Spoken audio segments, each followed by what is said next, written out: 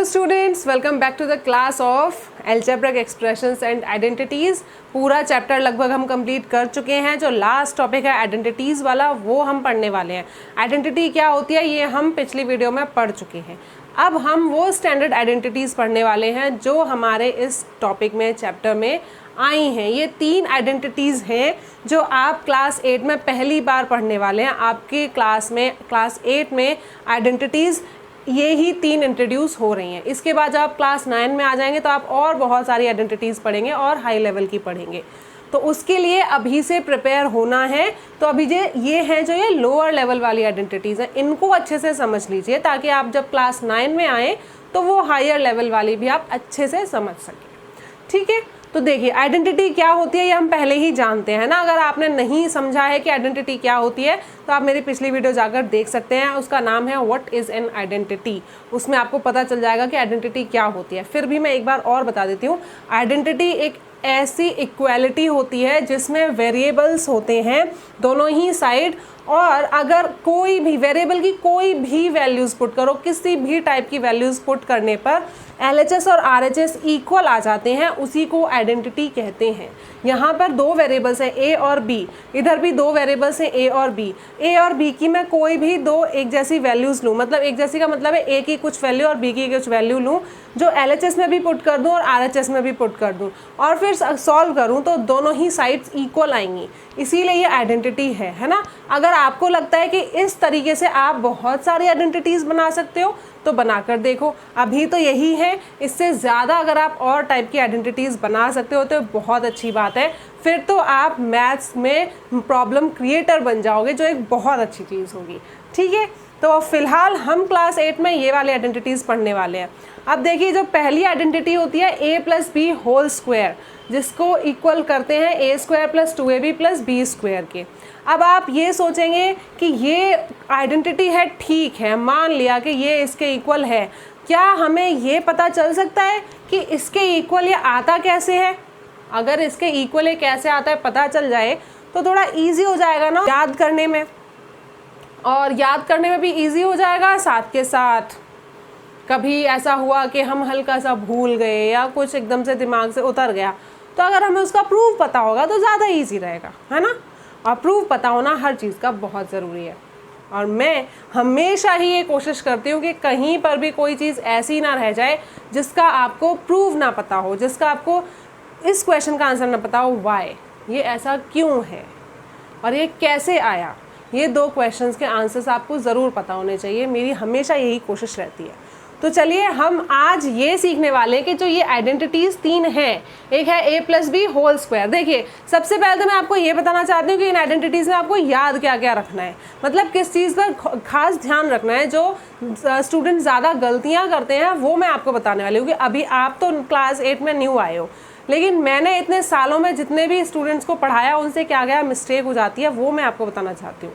देखिए, सबसे पहले जब ये A + B लिखा होता है ना तो ब्रैकेट लगाकर ही ऊपर स्क्वायर लगता है, ये सबसे इम्पॉर्टेंट है ना। कभी कभी ऐसा हो जाता है, काफ़ी बार ये गलती हो जाती है कि बच्चे ब्रैकेट लगाना भूल जाते हैं और A + B और स्क्वायर लगा देते हैं। उसका ये मतलब होगा, अगर आपने ब्रैकेट नहीं लगाया तो स्क्वायर सिर्फ B के ऊपर माना जाएगा, A के ऊपर नहीं। और दूसरी गलती ये करते हैं, उनको लगता है कि A + B होल स्क्वायर लिखा होने का मतलब है A² + B स्क्वायर, जो कि गलत है। ऐसा भी नहीं होता, इसका इक्वल तो ये होता है जो आइडेंटिटी होती है। ठीक है, ऐसे ही यहाँ पर A - B होल स्क्वायर में किसी स्टूडेंट को क्या लगता है कि जब आइडेंटिटी का जो RHS होता है ना, इसमें हर जगह माइनस होता है। ये भी मिथ है। माइनस सिर्फ 2AB के साथ होगा, A² और B² दोनों में ही पॉजिटिव है। यहाँ प्लस वाले में प्लस है, माइनस वाले में माइनस है 2AB। ये ध्यान रखना है, जो एक और गलती हो जाती है। और ये A + B A - B की आइडेंटिटी बहुत इजी होती है, पर फिर भी स्टूडेंट्स इसको बहुत ज़्यादा भूलते हैं। इसमें तो कुछ भी ऐसा अलग नहीं है, अच्छे से समझ सकते हो, बस देख कर समझ लो कि A + B A - B एक ब्रैकेट में है, मतलब मल्टीप्लाई हो रहे हैं आपस में, तो A² - B² आता है। इसमें प्लस नहीं लगाना है, ये माइनस होता है। ये तो कुछ चीज़ें थीं जो बच्चे गलतियां करते हैं, जो मैंने आपको बताया ताकि आप अब अपनी क्लास में अपने इस टॉपिक में गलती ना करें। ठीक, अब हम इनका प्रूव कर लेते हैं कि ये आती कैसे है। किसी भी चीज़ का प्रूफ पता होता है तो वो बहुत ज़्यादा इजी हो जाती है समझने के लिए, तो वो आज हम करने वाले हैं। चलिए स्टार्ट करते हैं। तो चलिए सबसे पहले हम देख लेते हैं सबसे फर्स्ट वाली आइडेंटिटी का प्रूव कि इसको कैसे प्रूव करते हैं। देखिए आपका जो LHS है इसमें जो ये लिखा हुआ है ना, इसको अगर हम RHS के इक्वल प्रूव कर दें तो हमारी आइडेंटिटी प्रूव हो जाएगी। देखिए भाई इसमें LHS में क्या लिखा है इसे देखते हैं। LHS हम अपना लेते हैं, यहाँ पे लिख लिया LHS a plus B whole square लिखा है। यहाँ पर होल स्क्वायर का मतलब a और b के ऊपर ब्रैकेट लगा है, उसके बाद स्क्वायर लगा हुआ है, और ब्रैकेट हटा के स्क्वायर इसके ऊपर ऐसे नहीं लगता है, इस बात का ध्यान रखना है। अब a plus B whole square लिखे होने का क्या मतलब है? a प्लस बी एक ब्रैकेट में लिखा है और उसका होल स्क्वायर, किसी के ऊपर भी होल स्क्वायर लगा होता है, इसका क्या मतलब होता है? अगर मैं आपसे बोलूं कि एक्स स्क्वायर, इसका आप मतलब क्या बताएंगे कि x मल्टीप्लाई एक्स होता है, मतलब किसी के ऊपर स्क्वायर लगा है, इसका मतलब वो खुद से ही एक बार मल्टीप्लाई हो रहा है ना। तो अगर a प्लस बी के ऊपर पूरा स्क्वायर लगा है, ब्रैकेट के ऊपर स्क्वायर लगा है, मतलब a प्लस बी का ब्रैकेट खुद से ही मल्टीप्लाई हो रहा है। तो ये कैसे लिखा जा सकता है? a plus B multiply a plus B. दो ब्रैकेट्स के पीछे मल्टीप्लिकेशन साइन लगाने का कोई ज़रूरी नहीं होता है, तो इसीलिए हमने मल्टीप्लिकेशन का साइन नहीं लगाया, पर इसका मतलब यही है कि दोनों ब्रैकेट्स क्या हो रहे हैं? मल्टीप्लाई हो रहे हैं। तो a plus B whole square का मतलब ये होता है।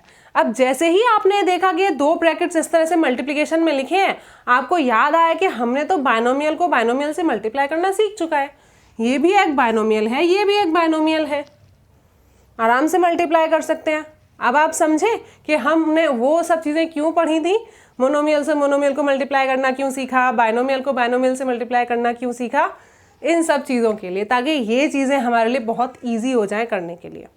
तो देखिए हम क्या लेकर चलते हैं कि जो ये a प्लस बी है ये एक घर है, इस घर में ये वाले a प्लस बी जो है मिलने आ रहे हैं। अब ये दो मेंबर्स इन दो मेंबर से मिलने आएंगे तो ये दोनों ही एक एक करके इन दोनों से ही एक एक करके मिलेंगे। सबसे पहले हम a को मिलवा देते हैं, ये वाला a in a plus B से मिलेगा, उसके बाद ये plus b in a plus B से मिलेगा, है ना। तो अब देखिए ये है मोनोमियल, ये है बायनोमियल, ये है मोनोमियल, ये है बायनोमियल, फिर से कैसे मल्टीप्लाई हो जाएंगे? a जो है ब्रैकेट के अंदर जब मिलने जाएगा तो a से भी मिलेगा, b से भी मिलेगा, तो जब a से मिलेगा हो जाएगा a स्क्वायर, जब a b से मिलेगा तो क्या हो जाएगा? a b। अब यहाँ पर जब b a से मिलेगा तो क्या हो जाएगा? b a।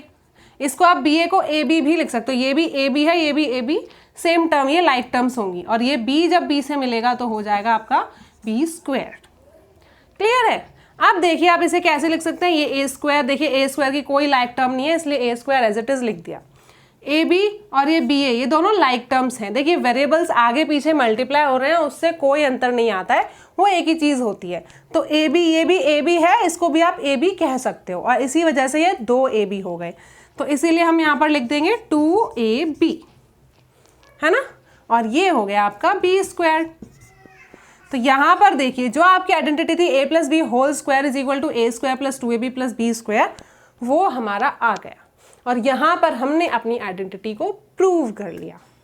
सेम इसी तरीके से आप जो दूसरी वाली आपकी आइडेंटिटी है ना, a minus B whole square, जो आता है a square minus 2ab plus B square के इक्वल, ये आप प्रूव कर सकते हो, और ये आपका होमवर्क है, आपको खुद प्रूव करना है।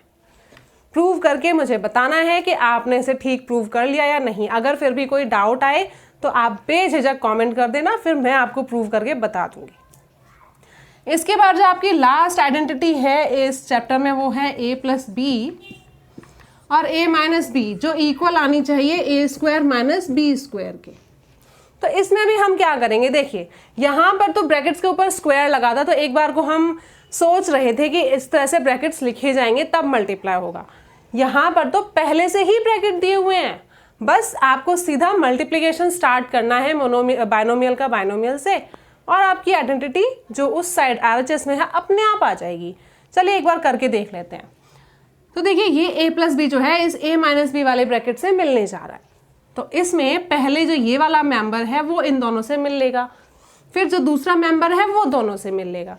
तो पहले a मेंबर जो है वो इन a माइनस बी से मिलने गया, उसके बाद प्लस b जो है वो a माइनस बी से मिलने गया।